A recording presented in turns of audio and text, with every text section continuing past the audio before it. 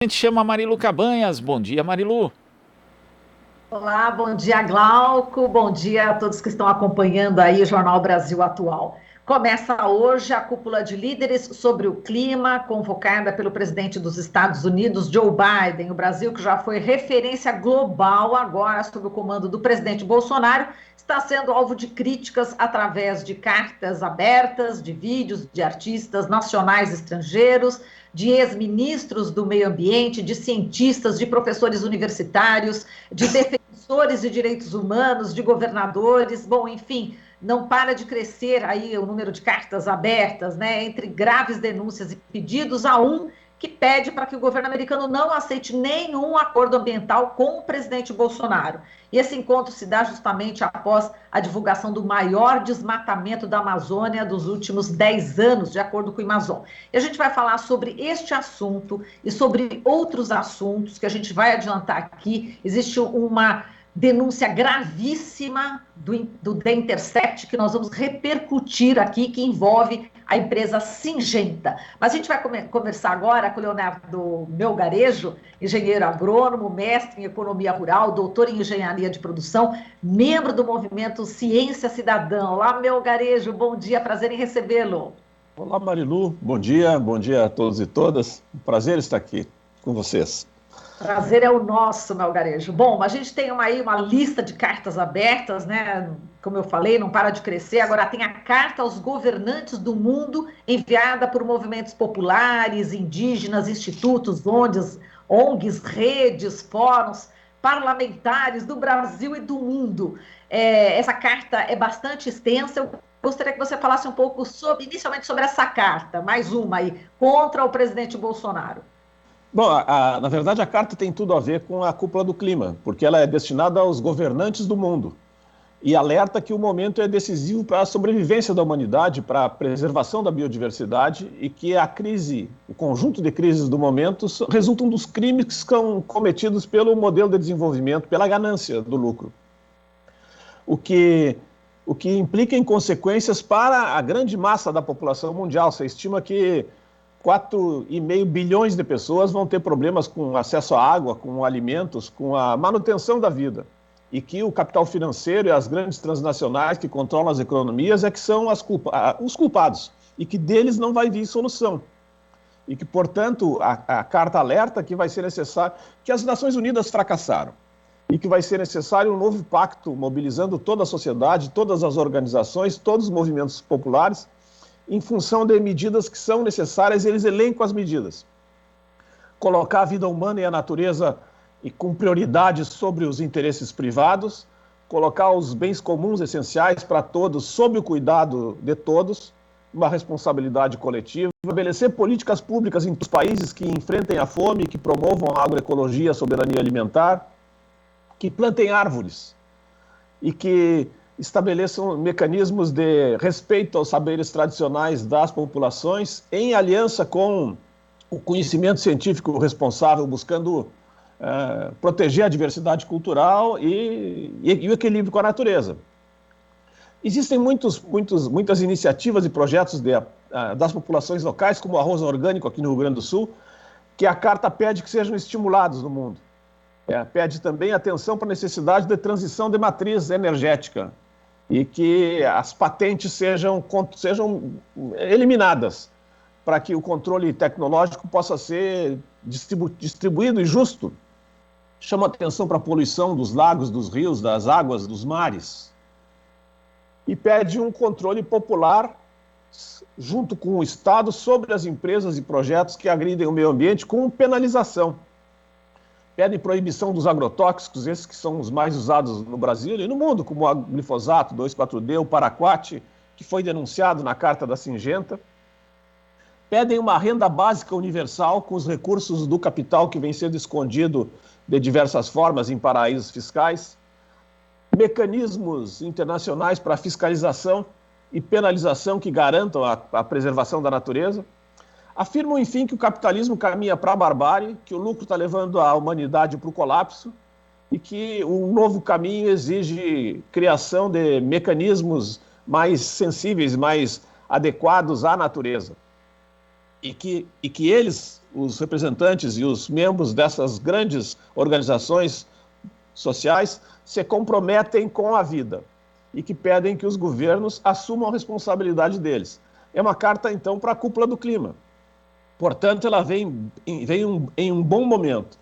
Vejam que uma das discussões que você tem aqui no Brasil é que o pedido que o governador Bolsonaro vai fazer de mais recursos para proteger a natureza no Brasil, ele volta a uma cúpula internacional, como esteve na ONU há pouco tempo, com a pecha de mentiroso. Então, qualquer afirmativa que o governador Bolsonaro faça vai ser cotizada com o fato... Aliás, o Bob Fernandes denunciou essa semana que em 839 dias de governo, o Bolsonaro mentiu, faltou com a verdade, distorceu fatos em 2.855 vezes. Pois é, acrescentando só, Melgarejo, essa sessão da ONU, né, o presidente Bolsonaro responsabilizou índios e caboclos na Amazônia, né, por incêndios na região, e declarou também que as queimadas no Pantanal ocorriam em função de altas temperaturas na região. Bom, enfim, só acrescentando aí, já que você tocou nessa questão da ONU. Isso é impressionante. Como é que o presidente pode ter a cara de pau de dizer que índios que vivem há milhares de anos na Amazônia, mantendo-la preservada, são os responsáveis pelo fogo agora que acompanha a linha de desmatamento, que acompanha a linha do avanço da soja? Mas parece que o discurso dele agora vai ser, né? Parece que ele vai mudar um pouco, não vai ser esse tom assim tão beligerante, que a ideia é apresentar números, metas, mas uma coisa é você falar e outra coisa é você fazer, né? E o que ele já fez, o pior, né? Existe um ditado nas famílias de todos os brasileiros que se mentem pra gente, nos enganam uma vez, tá bem, a culpa é do mentiroso. Mentem de novo, nos enganam a segunda vez, uma terceira vez, uma quarta vez, a culpa é nossa.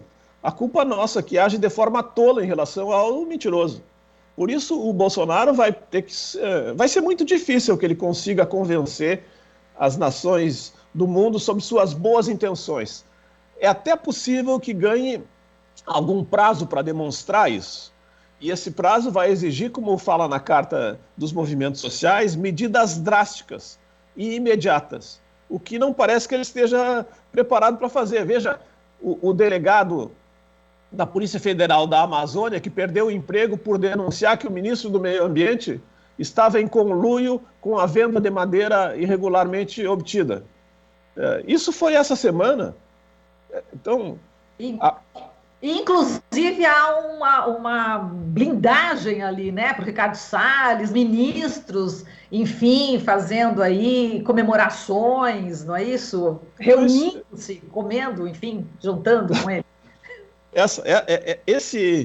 Essa contradição entre o discurso e o gesto não vai ser aceita com facilidade na cúpula. Então, eu imagino que...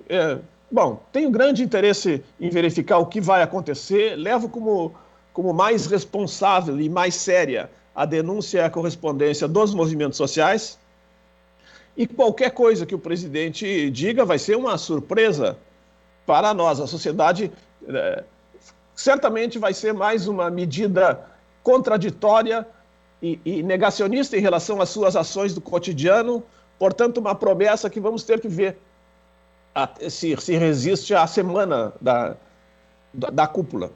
Perfeito. Inclusive, hoje no jornal, viu, Melgar, a gente vai trazer aqui a participação de artistas falando de uma peça, um espetáculo, Os Vulcões, que fala justamente sobre verdade e mentira aí de governantes ao longo aí da história, principalmente também dos Estados Unidos. Mas aí eu falo para você, ótimo. Sei que sua filha também é atriz, né? E aí, enfim, me é caro o tema, né? Muito bom o tema. Melgarejo, agora vamos falar aqui da denúncia do The Intercept em colaboração com Le Monde, né? A reportagem de Sharon Lerner. O título é Syngenta sabia dos riscos de agrotóxico que matou 100 mil pessoas, mas preferiu lucrar. Esse cientista da Syngenta diz que seus avisos sobre o paraquat não foram adiante por uma conspiração dentro da empresa para manter isso em segredo. Bom, a gente vai falar aqui do paraquat, né? E durante esse tempo, aí dezenas de milhares de pessoas morreram de envenenamento por paraquat. inclusive o uso desse agrotóxico, desse veneno, tem aumentado. Essa reportagem é bastante extensa, é longa. A gente recomenda que os internautas, ouvintes, telespectadores acessem o The Intercept para ler com bastante cuidado essa incrível reportagem. É uma das mais graves dos últimos tempos. E a gente convidou aqui o Melgarejo justamente para fazer uma análise dessa reportagem, dessa grave denúncia. Enfim, como é que você, Melgarejo, está vendo essa denúncia gravíssima na área dos agrotóxicos que tanto você combate? Tem diversas maneiras de olhar o fato. A maneira otimista é de que a consciência da humanidade vem se ampliando. E com o desenvolvimento dos conhecimentos, se evidencia cada vez mais que os agrotóxicos são um elemento muito danoso para a vida no planeta. E, por outro lado, se evidencia também que as pessoas, as instituições, os grupos que controlam a liberação de informações de cunho científico são muito pouco responsáveis. No caso, a Intercept diz que primeiro a ICI, depois a Syngenta, que comprou a ICI, mentiram a respeito das suas informações científicas sobre o paraquat. O paraquat está em luta no Brasil inteiro há bastante tempo. Ele é um herbicida que se propõe como alternativo ao glifosato, que está ameaçado no mundo todo. O paraquat já foi proibido na Europa já há quase 20 anos. E no Rio Grande do Sul ele não poderia ser usado porque a lei gaúcha proíbe o uso de venenos que não têm autorização de uso no país de origem, e o paraquat não poderia ser usado aqui. Existem mecanismos que vêm permitindo que ele seja usado, mas o fato esse é um veneno que mata. É um veneno que mata com tanta rapidez que um shot, um talagá, meio copinho daqueles pequenininhos de cachaça, mata um homem adulto forte. Não tem antídoto.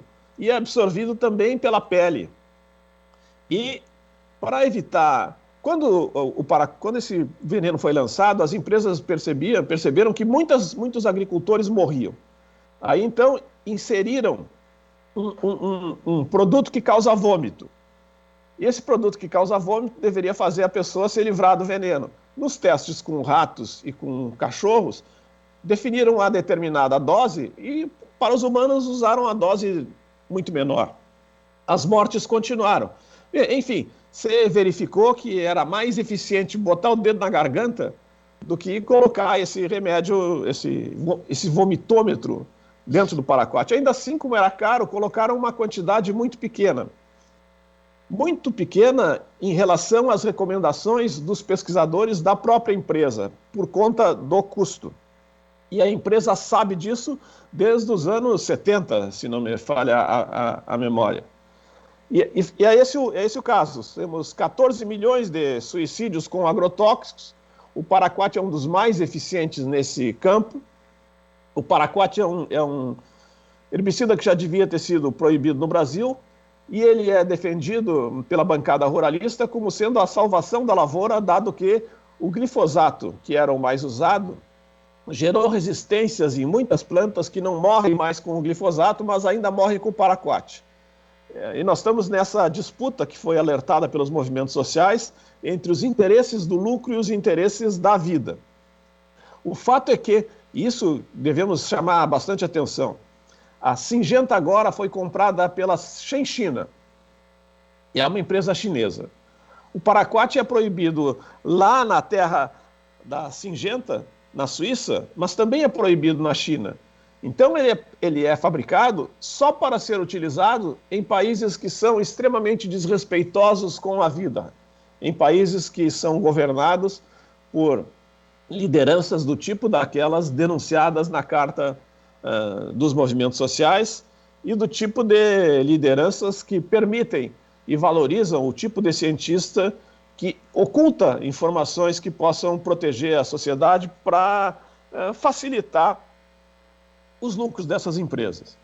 De fato, não há justificativa para que 50 países proíbam esse veneno, para que os países das empresas que o fabricaram e da empresa que comprou a empresa que o fabrica também o proíba, e nós aqui no Brasil continuemos utilizando. São irresponsáveis os deputados, os senadores que defendem o uso do paraquat, que está em discussão novamente no Brasil. A situação é alarmante porque nós temos agora a comprovação de que as empresas mentiram. Parece ser uma sina. As empresas mentem, os deputados mentem, o presidente da República mente.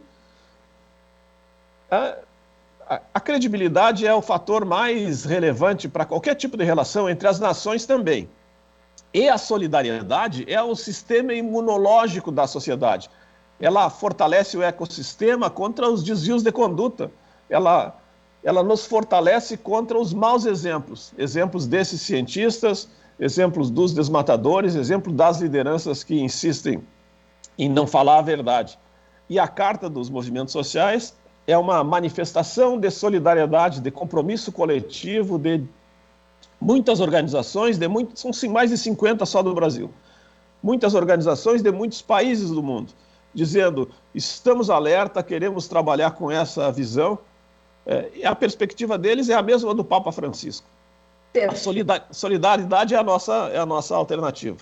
Tá certo, Melgarejo. A gente agradece aqui toda a sua análise sobre essa reportagem do The Intercept, né, que está realmente colocando à tona a verdade, né, que a gente não sabia e um cientista resolveu, né, falar e contar toda a história, corajoso, né, e realmente a gente precisa de mais cientistas desse porte dele, de como você, né, Melgarejo, que luta há tantos anos aí para combater os agrotóxicos aqui no Brasil, um exemplo também, enfim, de engajamento e de solidariedade, como você falou. A gente agradece demais aqui a sua participação. Muito obrigada. Muito obrigado, Marilu. Grande abraço a todos e todas. O nosso grupo só cresce. É isso aí, vamos lá. Otimistas, vamos lá. Vamos sim.